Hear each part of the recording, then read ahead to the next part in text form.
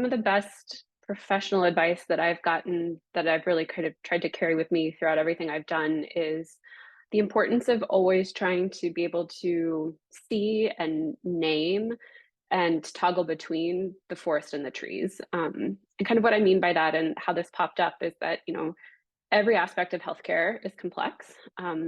Every context and situation is different from the next. And while all of that context and all of that nuance, all these trees are really important, when we're in the middle of it, it can also feel like really paralyzing and really hard to try to make sense of it all and translate, what's worked from a different place into the context that you're in, or to learn from any other kind of prior experience or prior example.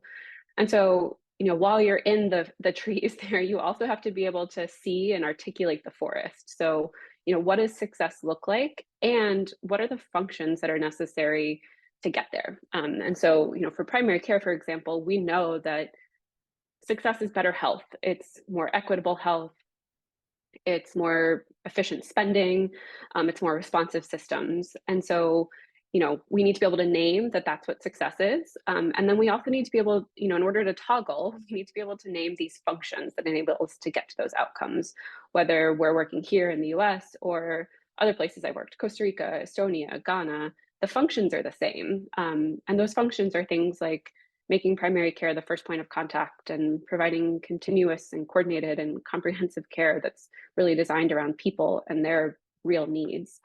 And so once you're clear on what this big picture is, the functions you need to achieve it, the how, like how you take all this context and the nuance to get to those goals becomes this really fun big puzzle.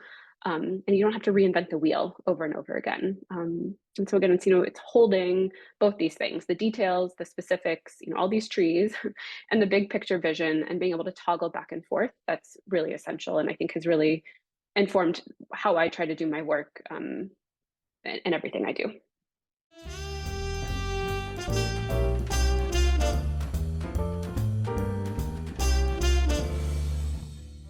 So one article that I always recommend, whether it's for family or friends who don't know anything about healthcare, or for colleagues who know way more than I do about healthcare, is one of Atul Gawande's pieces in the New Yorker, called "The Heroism of Incremental Care."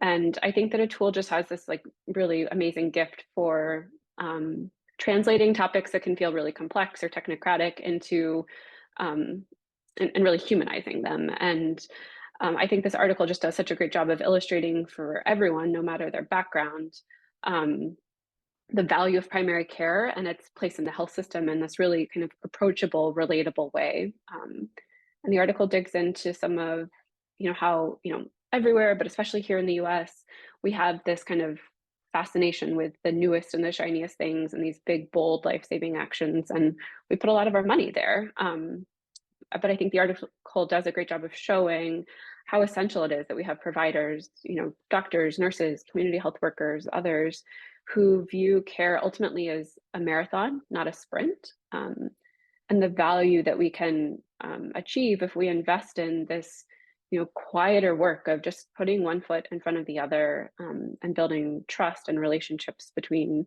patients and providers as we go.